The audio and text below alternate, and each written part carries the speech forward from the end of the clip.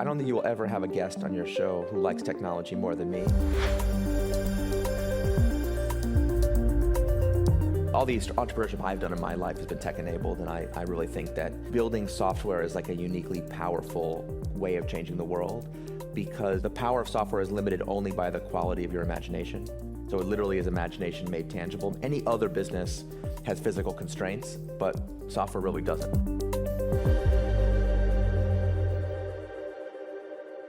Good morning, everybody, and welcome to JPMorgan Tech Trends. My name is Alton McDowell. I am the co-head of what we call Technology and Disruptive Commerce at JPMorgan in our commercial bank. This morning, I'm excited to have a very important person on our stage, Eric Ries, who founder of the Lean Startup Way, and also my recent book that I'm reading, The Startup Way itself. Eric, thank you for joining us. Oh, thanks for having me.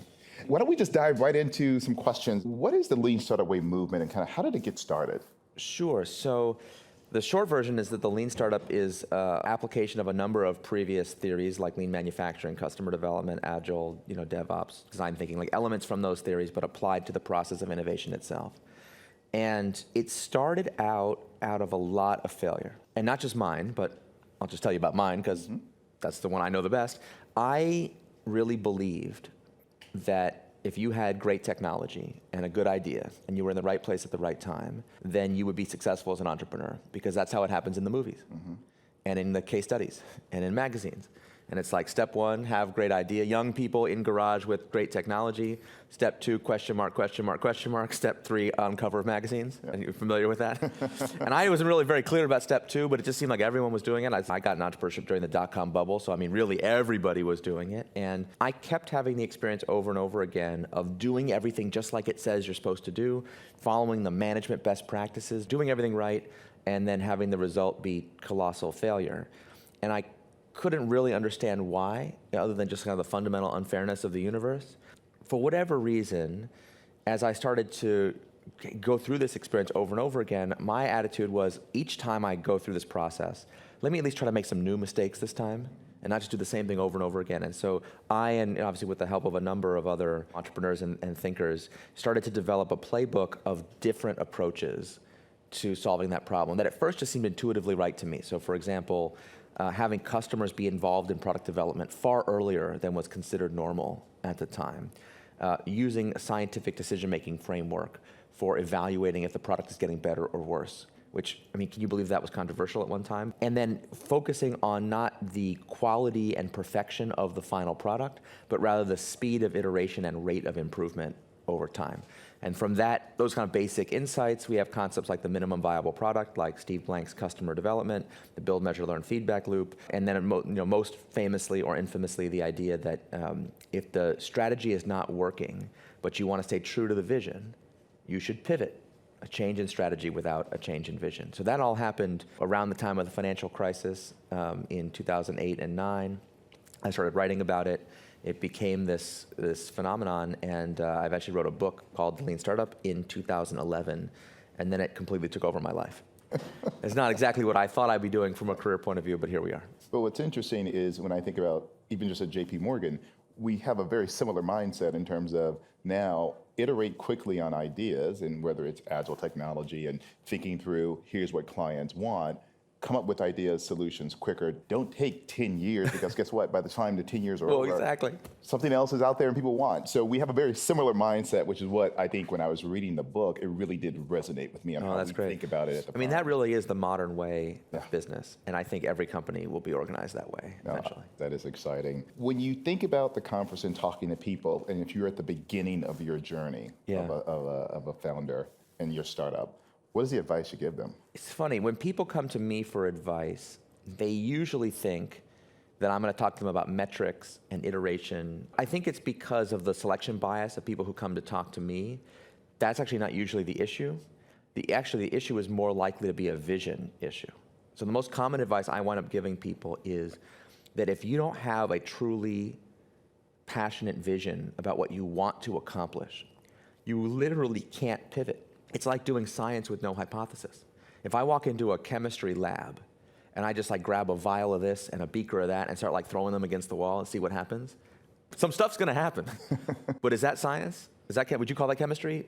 No, that's just throwing stuff against the wall. And so usually what happens is the people are naturally bifurcate along the line of either customers don't know what they want, and I am the visionary auteur, who whatever, and I'm going to tell customers how it is, and it's going to work out great. And I'm always like, hey, if that works for you, God bless. Hasn't been great for me. I don't necessarily recommend that. But then you also have people who are like technology in search of a problem. So they're passionate about some piece of technology, or they had some kind of insight, or they want to make money. They're like, I'd like to have a career making money, making something. And that's not a good way to get into entrepreneurship either, because you can't formulate hypotheses worth testing. If you know physics, you could have tremendous acceleration by running around in a circle. So that's not good. We want to have some idea of where we're going. The other problem is entrepreneurship is a hard, long slog. When you read about an entrepreneur who was an overnight success, it's usually an overnight success 10 years in the making. So it was a very long night. What do you do if you're working on something you don't really care about? If it fails, that's a blessing. The curse is it works, and now you have to keep working on it for a long time, and you don't even care about what it is. That's actually much more painful and much worse. I know many of you don't feel that way, right? You're like, well, I would be happy to have that pain, but it's very, very, very unpleasant. So you may as well pick something you really care about. You may as well pick something that you have a lot of vision around, both for moral reasons and emotional reasons, but also for efficiency reasons. Your experiments will be way better designed. Your rate of iteration will be much faster if you have some concrete idea of what is supposed to happen, because now you can compare the results to your expectations and pivot more quickly. Now, that's a very good point. And it's funny, as you say, and I'm thinking here at JPMorgan how we think about things, and we have this tagline, helping companies look around the corner. I like that. Yeah, the iteration of a process is hard. We think about how do we help those founders, those entrepreneurs, those companies. Again, you're going to go through those challenges, but how do we help that make that journey a little bit easier, or at least give people insight to think about it? I mean, that's rare. Most entrepreneurs are very lonely, and your partners don't actually help you that often. So that's something good to me. Yeah, absolutely. Thinking about technology, and obviously this is a JPMorgan Tech Trends, and we think about technology and how it helps with companies, and we have a lot of technology that we kind of created for consumers, whether I think about real-time payments, even on the podcast, we help clients think about cybersecurity, which is obviously a big issue. Of course. What do you tell entrepreneurs about technology, how they should think about it, how they should use it? I think you do a good job in the book talking about using it to come up with your MVP and testing. So if you can drill down into that a little bit. I don't think you will ever have a guest on your show who likes technology more than me. You have a stereotype in your mind of the kid who was in their parents' basement programming computers, and that's all they wanted to do, and they didn't get enough sunlight and socialization. Hi, that's me. The first time my father brought home a beige IBM PC XT, for those that remember, with a 5.25-inch floppy disk, and put it in our basement. And from the day that monolith showed up in my life, all I wanted to do was learn how to control it and program it. I really am that kind of person. All the entrepreneurship I've done in my life has been tech-enabled, and I really think that building software is a uniquely powerful way of changing the world, because the power of software is limited only by the quality of your imagination. So it literally is imagination made tangible. Any other business has physical constraints, but software really doesn't. That's a rare thing. And especially now we live in an era where the tooling is unbelievable. So the leverage that an individual person can have with technology compared to any other time in history is just truly surreal. Even though I love technology more than anyone, I would say that the path to innovation and to breakthroughs is usually not through technology itself. It's usually the application of technology to some problem domain that's been historically unserved, and it requires some level of insight about the underlying thing you're trying to solve. Mm-hmm. So when we're talking to larger companies who want to transform and get into digital, I get called in to talking about digital transformation, and because I'm the nerdy Silicon Valley guy, I think they're kind of coming expecting me to be like, if you Bitcoin and drone a little more, you'll have digital transformation. And of course, my message is management transformation precedes digital transformation, or it doesn't work. I wish it wasn't so. Learning how to manage a software project is not like managing other things. It's very difficult, and it goes off the rails very quickly. And I've been really pondering why. I think it's because if you are not a technologist yourself, you're just too vulnerable to being sold snake oil. because most technology is, as the famous saying goes, indistinguishable from magic. But the converse is not true. Things that seem like magic are not necessarily a sound technological breakthrough. So the number one most important thing is, if you want to be technology enabled, you have to commit yourself to understand technology and how it works. I strongly recommend entrepreneurs who want to be software entrepreneurs to learn how to write software. It's not that hard. It's easy for me to say, I know, but if you can use an Excel spreadsheet, you can write a computer program, and there's like 42 boot camps for teaching normal people software that were started this morning. It is highly accessible. And the reason that's important is, imagine I was an MBA, I graduated my MBA program, and I'm like, I'm gonna be a manager of a factory. And you're like, excellent. Step one of being a manager of a factory is probably gonna be to walk the factory floor. And you're like, no, I have a phobia of heavy machinery. That stuff, that loud noises, the clanging, it makes me intimidated. So I would like to manage factories, but I don't ever want to go to a factory. Those people exist. We've all met them. Are they successful at managing factories? No, they are not. You can't walk the factory floor of software unless you can write code. So it's not, you don't have to be the world's greatest programmer, but when a programmer starts giving you mumbo jumbo about what is and is not possible, you can't fall for the solar flares defense. Software is late because of solar flares. You have to be able to say, like, I don't think that is likely. No, I don't believe you. If you can't say that, then you're sunk. You may as well give up. Very good point. At JPMorgan, we talk to companies and especially entrepreneurs about kind of the moments that mattered, which is also akin to you discussing in the book, the pivot point. Yeah. And I think about that in our business, and there are pivot points where we say, let's create this product, or this product we created, maybe it doesn't have the right fit. Let's now iterate on a solution. Yeah. Can you kind of tell me, when you think about your journey, what your pivot points were? Oh, personally? Personally. Sure. I don't know how far back you want to go. I discovered the internet by accident when I was probably 12. I was on the BBS scene, for those who know what that was. And one day, a friend of mine calls me up and he says, go to your modem and dial this phone number. Sure. Remember that sound it used to make when it would connect? Now, all I cared about was using computers to play games at that time. And normally when you logged into the thing, it would have some graphic thing that would show up. It just logged me into a prompt. It was like, gibberish, : blinking cursor. And he's like, type the following. Telnet, and he gave me what I now know would be an IP address. And then something magical happened. He logged me into what was called a multi-user dungeon, a MUD. Now I'm really dating myself. Text-based RPG adventure that could have 50 players playing it simultaneously, which was like a revelation to me. So my introduction to the internet was actually that it could allow you to do magic, like the real thing, because the way these programs were written is you play the game and you'd level up and you'd be like a character, and then if you got to the maximum level, you could ascend, you could relinquish your mortal body and become an actual wizard, which is the people who program the game. And I was like, you think we have ethical rules in our society? You should have seen the ethical rules required for like the behavior of wizards and MUDs in the band. Like, this was like a serious thing. You're giving up something you really invested a lot in. And that was an incredible way to learn programming, because if you can type the scroll of the correct incantation, a physical object will appear in your hand and you can control its behavior.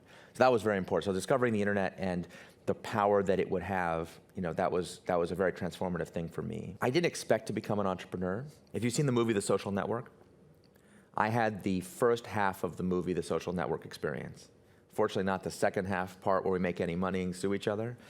But my friends and I were at an Ivy League university during the dot-com bubble and had the idea that we should drop out of school, create a website where students from those schools could create online profiles for the purpose of sharing, which did turn out to be kind of a good idea, like some years later. But we had the wrong idea. We had the idea that they would create those profiles and use them to share with employers to get jobs. So we built a recruiting. We had no idea about entrepreneurship, and the best thing that ever happened to me in retrospect is that the dot-com bubble popped shortly thereafter, and so I was only away from school for a short time before I could go back and finish my degree. And that was a very transformative experience, because in the movies, this never happens. In the movie, the most satisfying part of these movies is the person who told you it would never work and you shouldn't do it in Act 1. The plucky protagonist is like, what do you know, old man? I'm gonna go off and do my adventure. And then at the end, they come back and you're like, you were wrong, I was right, and I'm a champion, and you're right. That's very psychologically satisfying. I want you to actually imagine the experience of going back to someone and saying, actually, you were right. Just like you said, it didn't work out, and I'm going back to school to finish my degree. It's not a good feeling. But did you view that experience as as you kind of say in your book, the information that will No, help you. no, I was totally devastated, and I thought I was a horrific failure, and I was really upset. And it took me a lot of years later did I realize what a good learning experience it was, and how formative that was, and how much it was a gift that it set me up for so many good things later. So here's a funny tidbit. I don't know if I've told this story before. I went through that experience. I finished my degree. I applied for jobs. I applied for jobs in Boston, New York, the Bay Area, and Seattle. When I went to interview in Boston with a technology company, I got asked this question. The person said, okay, I see that you have this failure on your resume. What mistakes did you make at the level of strategy in this company? And I realized as he was asking me this question, I didn't understand the question. I actually did not know what the word strategy meant. And I'm trying to answer his question. I'm like, well, we did this wrong. And he's like, but at the level of strategy, what mistake did you make? And I'm like, man, I don't know what does this guy want? And it was just like a total disaster. In New York, people just didn't care. The fact that I had this failure was irrelevant. In Seattle, I was talking to ex-Microsoft people. They liked the technology part of my story, and the fact that I'd done the startup was like neither here nor there. But in the Bay Area, in Silicon Valley, the fact that I'd done this failed startup was like the defining thing on my resume, and everyone viewed it as an unequivocally positive development. They were like so excited to hear me talk all about how we messed everything up. And I was like, why? And they said, because you got these great learnings on somebody else's dime. Someone else paid for your education, not me. So you're not going to make those same mistakes again when you come work for me. So like, it's a very different culture of understanding what had happened. And I don't, so I wonder sometimes if I had moved to a different ecosystem even, would I have been able to extract the lessons that turned out to be really useful from that failure? Interesting. And just pressing a point, I have a company, I have an idea, I'm in a marketplace, I come up with what I think, I do all of my work, MVP. Yeah. All of a sudden, someone has a very similar product. What's going to happen? How do I continue to stay innovative and differentiate in that type of marketplace? The thing you got to understand is competitors don't put startups out of business. Startups put themselves out of business. So you have to stay focused on yourself and not get distracted by what your so-called competitors are doing. And every company that I have been involved in, like every venture-backed startup that I've done, at least 3 times a year, there'll be like a board meeting or someone's like, did you see this hot new thing that got funded to compete with you? And what are you going to do about it? And the only correct answer is nothing. What are you going to do about it? There's nothing to do. Probably that company, their press release of how great they are is just a bunch of BS vanity metrics anyway. So like a lot of those companies go out of business before they ever even launch a product. You got to tune the noise out, but it's very difficult because we're copiers by nature and we want to copy from them. And like when a bunch of venture-backed startups who have no profits and customers and traction are all copying from each other, it's truly the blind leading the blind. You got to tune it out. And sometimes the fear of competitors prevents entrepreneurs from actually testing their ideas. This is what's dangerous. So I have an exercise. If you ever had this fear that like a big company is going to steal your idea if you reveal it to the world, here's an exercise for you. Take one of your ideas. You have a backlog of ideas that you've always wanted to do. Don't have to take number 1, but like pull number 17 from the list, or just pick one on the list. And your assignment, should you choose to accept it, is to find the relevant product manager at the relevant big company and try to get them to steal your idea.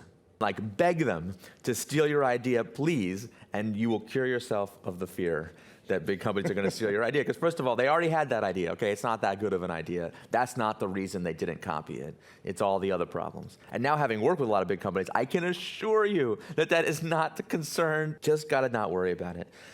And yet, sometimes the other startup wins and you lose. It happens.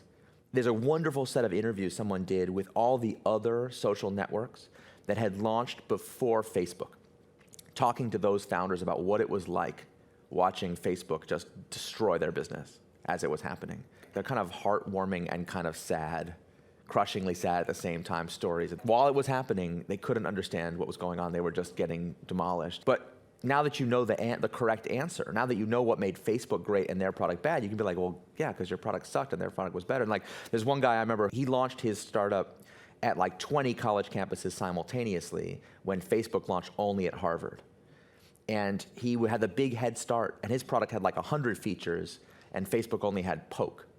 So you can imagine how confident he was that he had the right strategy and Facebook had the wrong strategy. And now it's funny because we all know that that's not right. But like when that happens to you, just suck it up, do the next thing. It's okay. In the book, The Startup Way, you kind of talk about companies now taking more of an entrepreneurial type of perspective in terms of driving growth, driving value. When I think about JPMorgan, how we really now have this entrepreneurial mindset of unleashing kind of creativity, and there are no sacred cows, and whatever you did in one way doesn't necessarily mean you do it any other way. I mean, we're doing a podcast. That's an interesting change when you think about it. JPMorgan himself never did a podcast. No, he did not. You're at a company, and we talked about this yesterday. How do you jumpstart that kind of entrepreneurial creativity when maybe inherently at your institution, you don't have anyone who's listening? I mean, that is a huge problem in the world today, because every company is going to work in this new way. So there's two choices. You can transform or be disrupted. I'm like a terrible consultant. People call me in, hey, come talk to the CEO. And I'm like, listen, I don't care personally. As a consumer, as an investor, as a citizen, what does it matter to me if you transform to this new way of working or you're replaced by someone who does? Either way, I'm fine. Imagine you were called in to talk to like a municipal cab company. Does it matter to me really if you make the transformation or Uber takes over your market share? Like, as a consumer, as long as I can I can go where I want to go with a click of a button on my phone, like, I'm fine. If we're in that situation and we want to make that change, how do we get started? The definition of a legacy company is that it has done things in the past that made it successful. So those things are unlikely to be the right things to do now. So you have a generation of employees and managers and leaders who've been trained in, almost by definition, whatever it was, the wrong thing. We have to find a little pocket of entrepreneurial thinking in the company to start with. And ideally, we have a senior leader with the vision and the enlightenment to say, we know we need something new. But you can't just mandate. Can you imagine to be like, all 10,000 employees, all 100,000 employees, everyone think like an entrepreneur starting on Monday at 9 o'clock. I'm going to put up slogans and posters. I mean, that's ridiculous. That's not how it's going to work. But could we find like one division, one team, one place where we could pilot, test, experiment with a different way of working? And then the other thing is that to really take it seriously. The Startup Way takes its name from a book called The Toyota Way, which was about the mechanics of how Toyota has been able to do what it's been able to do for so many decades. And there's this like pyramid diagram of the foundation of the philosophy of long-term thinking, which gives rise to the process type improvements that they're able to run, the stuff that they're famous for, which gives rise to a certain kind of culture, which allows them to attract a certain kind of people.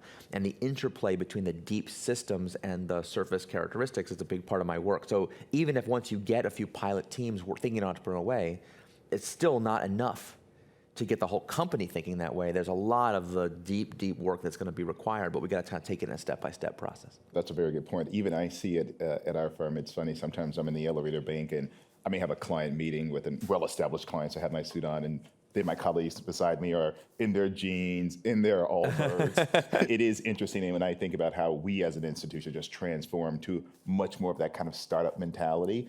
Have you found that the company like makes reference to some period in its history, or from like where do you guys take inspiration from, like making that transformation or what you want to do? Yeah, I think it's a couple of places. I would say I would start at the top. I think with Jamie, I think he sets the tone that old way doesn't necessarily mean it's the best way. Mm-hmm. And if you know your clients and you really serve your clients and you know them well, I feel like back to that MVP analysis, I'm constantly iterating on what do you need and what products and services make sense. Yeah. When I think about things like we created for the gig economy, like real-time payments, people don't want to take 5 to 10 hours to get paid. They want it in 5 seconds because that's how you operate in your real life.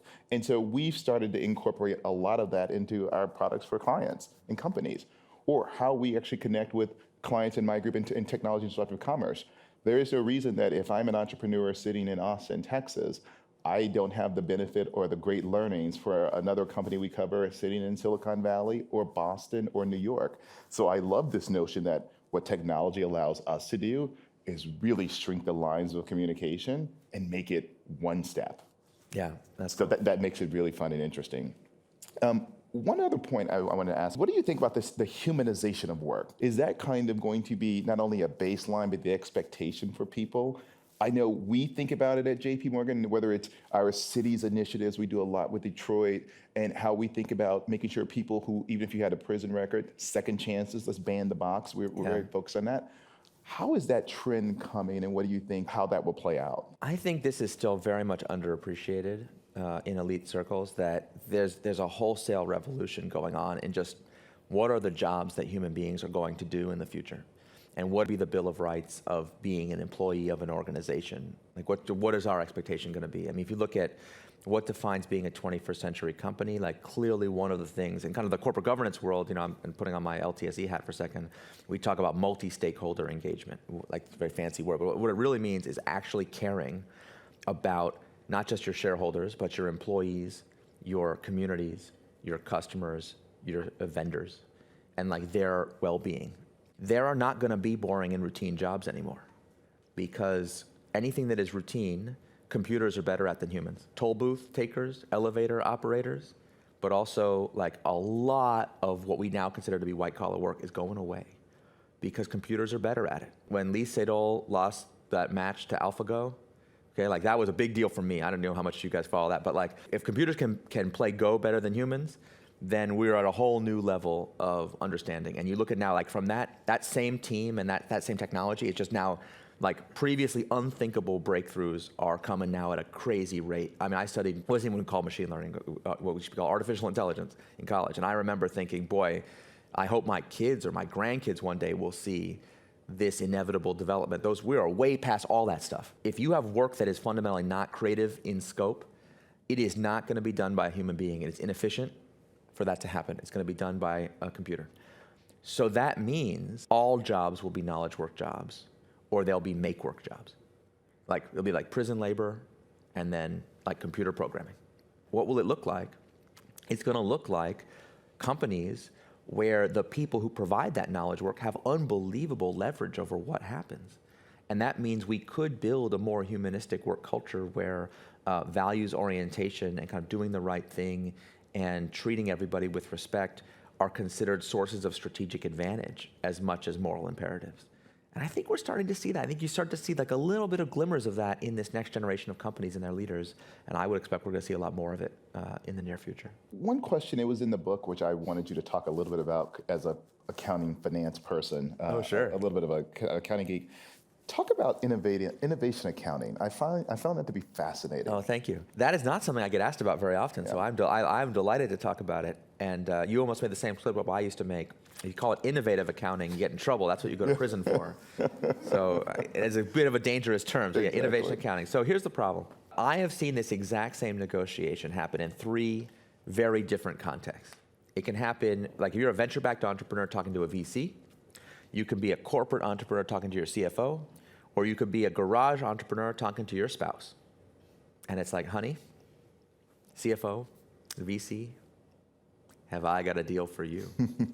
If you give me our whole life savings, or $10 million, and 18 months or a year, give me a year and our whole life savings, I promise you the most unbelievable results. We're going to have millions of customers. We're going to make billions of dollars. I'm going to be on the cover of magazines. It's going to be so great. And we all know that the sense of momentum and political capital of a new venture is never quite so high as the day after it's funded.